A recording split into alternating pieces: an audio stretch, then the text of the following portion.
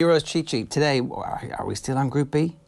No, we're on to Group C. Woo. We are turning our attention to the Netherlands. As ever, we're giving ourselves 90 seconds. So let's hit that timer there. So the Netherlands finished second in Germany's qualifying group to finally get back to a tournament. They didn't qualify for the last Euros or the last World Cup, and they lost all of their games at Euro 2012. So it's been 13 years since they've won a game at a European Championships. This has basically been a period where their darts players have been better sporting ambassadors for the country than the footballers. It's worth reminding ourselves that Johan Cruyff described the Dutch style of play at the 2010 World Cup as ugly, vulgar, hard, hermetic, hardly eye-catching, hardly football style, and things under Van Gaal weren't much prettier. So style is as important as results in Dutch football, as we all know, and everything seemed absolutely perfect after a little period of time under Ronald Koeman. He was loyal to the 4-3-3, results instantly got better, but it is a very bad sign when your manager leaves you for the allure of Josep Maria Bartomeu, and it's even worse when he's replaced by Frank de Boer, who Jose Mourinho once described as the worst manager in the history of the Premier League. Now, de Boer initially went on the longest ever winless streak for a new Netherlands head coach and has since shown a pathetic inability to fix ACLs, and as a result, Virgil van Dijk has bowed out of this summer's tournament. The good news for the Netherlands is that Frankie de Jong has improved considerably under Koeman at Barcelona this season, 7 goals and 8 assists, and he is going to be the most important Dutch player going into this year's tournament. Finally, let us have a look at the home kit first of all. You look at that and you say to yourself, how isn't it international consensus that orange is the greatest colour in the world? I mean, that is just sensational. And then the away kit. Some issues, obviously, but go on. This is a polo shirt that would just about be passable. That's not the away kit. That's not the away kit. That can't. You know, you got the wrong picture there. No, that's like a training top. It's not. No, it is. I don't accept that. I can't accept it. They've gone for the buttons. Erroneous. They've gone for the buttons. I couldn't believe it either. That's like middle-aged man going to play golf thinking I'm going to look cool with the kids. Look, it's Nike. Rory McIlroy told me this. Yeah. That's not true. I don't believe you. You've done bad journalism there, and that can't be correct. I checked it once. I'm a good journalist. I checked it once, and it definitely has buttons. Really? I saw buttons referred to in, I think it was a Goal article, goal.com article, who were going through all the kits. This is mad. Yeah. Like buttons on a jersey. It's a golf shirt. It's a golf shirt, yeah. Pitch and putt shirt, I would say. It's pitch and putt. Like, it's not even golf standard. It's like the kids who play on the PGA Tour from Oklahoma State who love to wear that little bit of orange. Like, that's perfect for them. They'll be wearing that in a few years' time. Right. At least the home jersey is nice. For Florida. Right, players to watch out for. Yeah, so we mentioned Frankie de Jong. Let's actually just mention the attack here first of all. Memphis Depay is the man. People are saying that the Netherlands don't have a great attacker. He's 27 years old at this point. He's going to play on the left. He's also been used as a false 9 under Frank de Boer. He scored 6 goals in qualifying and was, by all accounts, just their best player throughout. He suffered a serious knee injury last season, but has come back incredibly well this year. A brilliant club season with Lyon, 20 goals and 12 assists in the league, and he captained them at times as well. He's now being linked with a move to Barcelona. So Memphis Depay is their attacker. As I say, could play on the left. If he does so, Luc de Jong will play through the middle, and then maybe Bergwijn of Feyenoord will play on the right-hand side. But they've also got Bergwijn in there, Anwar El Ghazi of Aston Villa has been named in their extended squad, and Promises in there as well. So they've got a few options, but maybe lacking that out-and-out number 9 that can win them the tournament. I mentioned Frankie de Jong in midfield. Gini Wijnaldum is amazing for the Netherlands. He scored 8 goals in qualifying, was their top scorer in qualifying. Just this free role where he sometimes actually just pops up behind the front 3, box to box, and like, he was brilliant under Koeman. He's been really good under de Boer. And then it's just that third midfielder spot which is up for grabs at the moment. It's going to be a shootout between Davy Klaassen, who's had a good season with Ajax, Martin de Roon, who's been in the team for Atalanta all season long, and Donny van de Beek, who we've seen little of all season long. So maybe Klaassen is the front runner there. And then in defence, like, it's interesting comparing this team to the 2014 team, which, as we know, got to a World Cup semi-final, shocked Spain on the opening weekend of that tournament. Their defence, even without Virgil van Dijk, I would contend it's better now than it was back then. They've still got Stefan de Vrij, who's been playing brilliantly with Inter Milan. And the change is that Ron Vlaar is out from 2014. and Matthias de Ligt is in. So I think that's 100% a step up, and I think maybe the worries about the defensive issues are a tad overplayed given you compare them with that 2014 team and it's actually a little bit better. But I still think there are enough issues in this team to suggest that they won't go all the way in this, even though that's how it looked in 2019.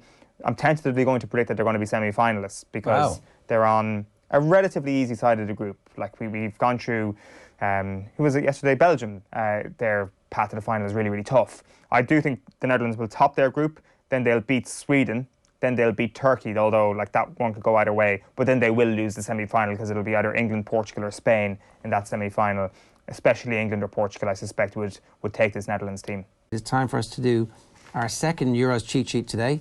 It's Ukraine. 10 to 9 in case you thought you were up an hour early this morning. Let's move it on. Let's start that 90-second timer. Ukraine, or known by your dad as the Ukraine, were incredibly good in qualification. They topped the group, including Portugal, Serbia and Luxembourg. Luxembourg with that one Champions League player. They went unbeaten against Portugal, Serbia and Luxembourg. At Euro 2016, Ukraine finished bottom of their group and Andriy Shevchenko was brought in to channel his inner Valery Lobanovsky to try and take Ukraine out of their slump. He failed and there were widespread calls for his head after he couldn't make it to the 2018 World Cup. But Ukraine kept their faith in him, and look at them now. They've taken the handbrake off since that 2018 qualification campaign, and while Shevchenko has tried a number of formations, 4-3-3 seems to be his game plan of choice. Now, one of the players who has thrived in this setup has been Alexander Zinchenko of Manchester City, who we've mostly seen as a fullback in the Premier League, but has been used as a midfielder to brilliant effect for Ukraine. He is one of a few players from Europe's top leagues in this Ukraine squad, but mainly it is players that are based at home. Of the 35 players in the provisional squad, 23 of them play for either Shakhtar Donetsk or Dynamo Kiev. Now, things obviously have been pretty turbulent politically in the country over the last half a decade or more, and football has not been immune to it. Take Yaroslav Rakitsky, for example. He clocked up over 50 appearances for Ukraine, but was never picked again after moving to Zenit St. Petersburg in 2019. Let's have a look at their kit. Finally, their home kit is where we start. I personally needed laser eye surgery after looking at that straight into my eyeballs last night. Like burning sodium right in front of your eyes. And then this is the away kit. Less a slim fit from Joma there and more of a chest burster, I think it's fair to say. The logo is like a kid's animal toy from a cartoon. See it? See the eyes and the nose? The nose is the football and the eyes. See it? And the ears? Is it supposed to be? I'm not sure what it's supposed to be. Somebody's going to... It's like the weird thing that they don't actually speak. What is that kid's cartoon? So you think the Ukraine crest is based on a television show geared towards children? Yeah. It's like the type of thing you'd see in a dark YouTube channel. Right, okay. Our jersey content does tend to take strange turns. There's a nice pattern on that jersey as well for people who haven't picked up on it automatically. But that is your cheat sheet on Ukraine. I'll go through the forum while Ger is looking through. I don't know. What are you Googling right now out of interest? Kids cartoons, Netflix. And do you think it'll just come up for that? Maybe if you Google Ukraine crest as well, it'll come up as well, since you're so convinced that it actually is based on that. Ukraine's form. So basically, since qualification, this incredible qualification campaign that they put together, they actually ended up getting relegated in the League of Nations. Why do I keep calling it the League of Nations? The Nations League. It was a group of death, though. Spain, Germany, Switzerland were in the group.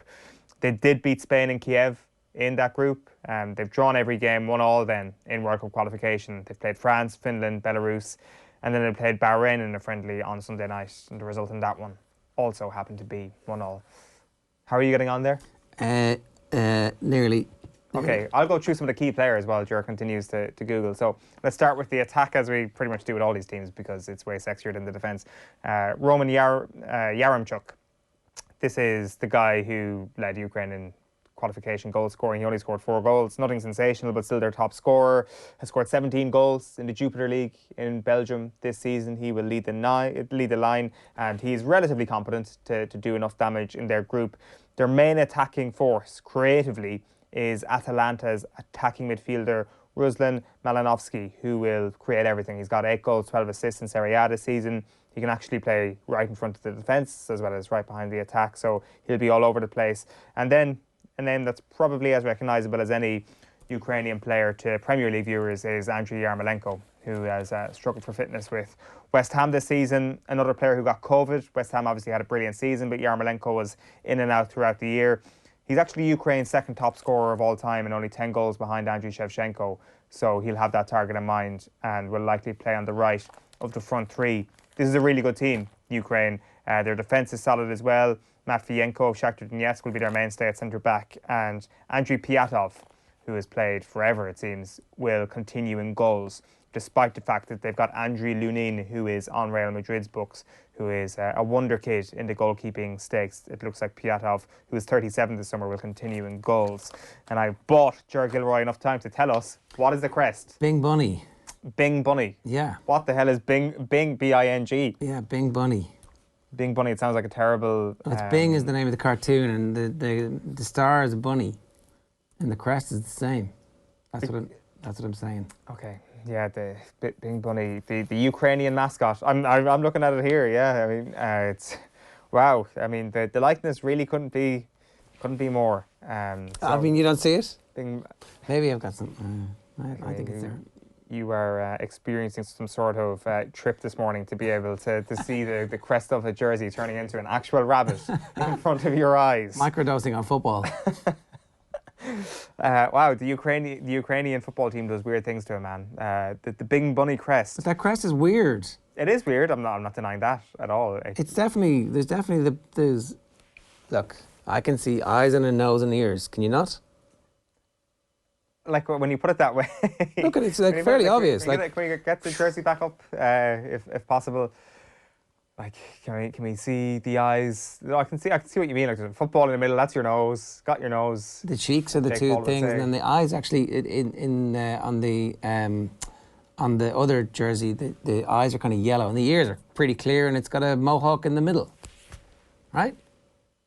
100%. That's like based on some kind of animal. Yeah, like I mean, it's uncanny, really. Now that you put it that way, that mohawk really does look like Bing Bunny's mohawk. Does Bing Bunny have a mohawk? He does. I'm looking at it right here. Yeah, he so does. There he is. Look, come on. Come on. I'm not the only one, am I? Am I? Yes. Wow. Oh my Come God. on. Now that you put them side by side. Wow. Jesus, they are identical. Look, we've questioned the quality of journalism that have gone into this slot already with the. You're diluting our content, sure. That's what you're doing. I'm not. I'm just bringing the big guns of like journalistic experience to bear. Bing Bunny, Ukraine crest. I'm telling you, there's some marketing thing going on there, some kind of subtle nonsense, some kind of influencing the children to support Ukraine. Pied Piper stuff, next level. Bing Bunny learns about the world around him by exploring and making the most of everyday situation. He experiences the joys of swings, playing with blocks, and watching fireworks. That is the MO of Bing Bunny, according to Wikipedia. Andriy Shevchenko could get a bit of that, couldn't he? Yeah. Well, hey, there we go. What is your? You're talking this team up. You do a little bit of this, I've noticed, Owen. You talk the team up and then you're like, yeah, not getting out of the group. But this team, by the sounds of it now, you're telling me they're getting out of the group. They will get out of the group. Tomorrow's Euros cheat sheets, which I'm sure you're buzzing for, is Austria and North Macedonia. So please contain yourselves with the excitement for those two teams. They are the other two teams in this group. And but into the fact that they've been also really good at times under Shevchenko, they will finish second in this group. They will then, though, lose to Italy in the round of 16. I don't want you to do... Will we do your 90 seconds now?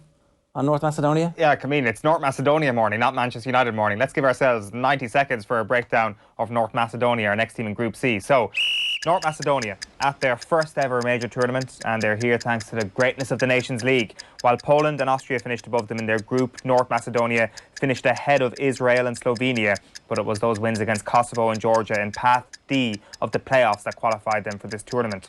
Goran Pandev, yes, Goran Pandev scored the winner in that game against Georgia, and they backed that up then by beating Germany, which you might remember at the end of March, thanks in part to Timo Werner's one of his like 500 misses from a sitting position so far this season. Pandev also scored in that game against Germany, and Alexander the Great, who isn't even a legit North Macedonian, has a 30-ton, €10 million statue erected of him in the centre of Skopje. Pandev, at this rate, is almost certainly going to get a statue double that size because he is North Macedonia's greatest goal scorer with 37 goals. He's also their most capped player of all time with 117 caps.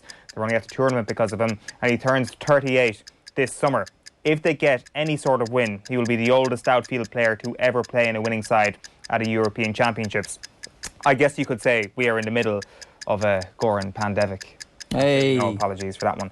Football in Macedonia in general, seen a bit of an uptick in recent years. FK Vardar became the first Macedonian club to qualify for the group stages of a European competition in 2017 when they got to the Europa League group stages. But incredibly, FK Vardar aren't even the best version of Vardar. Vardar's handball team won the Champions League in 2017 and 2019, and the sport was arguably a bigger deal to many than football until Pandev and those pesky kids came along and qualified them for this tournament.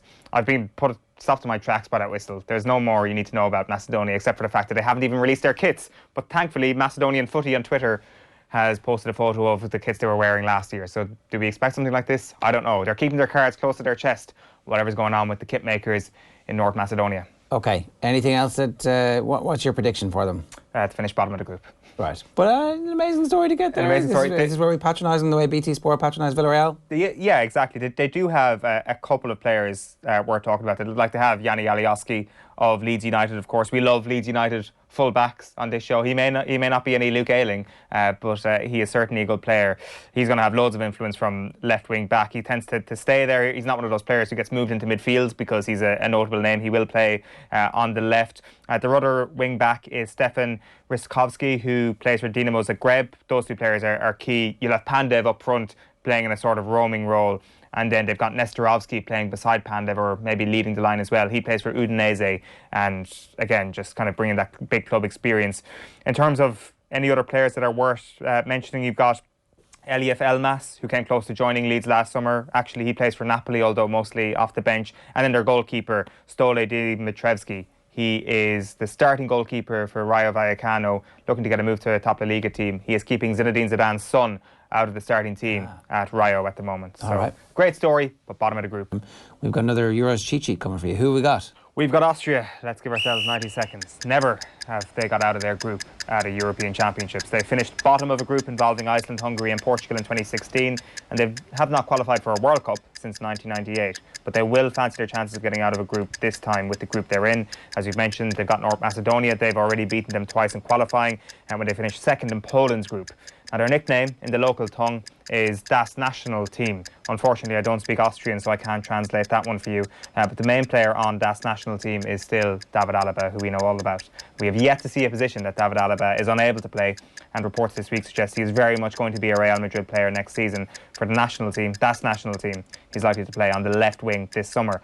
Now, 20 of Austria's squad members play for German clubs, but the one I want to mention next plays for a Chinese club, earning a big fat £200,000 a week. It is, of course, Marko Arnautovic, who you might have forgotten even existed, playing in a league that you might have forgotten even existed. He's 5 games into the new season with Shanghai Port, playing with Oscar and Aaron Moy in a team entirely comprised of players that you owned in FPL in 2017. They are top of the table, and Arnautovic has already scored 3 goals. He was also Austria's top scorer in qualifying, and between himself, Alaba and Marcel Sabitzer, there might actually be an attack worth watching in this Austria team. Finally, let's have a look at the kit. A word of warning, please contain yourselves. Look at that absolute beauty. That is the home kit for Austria. And then the away kit, also just perfect. It's basically the Arsenal jersey. That's why you like it.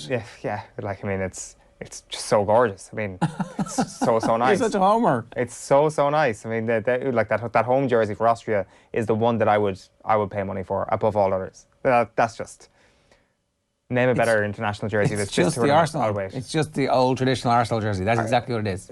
Well, Puma didn't nail it for Arsenal during their tenure. Adidas have had a much better stint in charge of the Arsenal jersey, but Puma have certainly nailed that Austria jersey, and it's lovely. Austrians speak German, Owen says Bernard Lawless.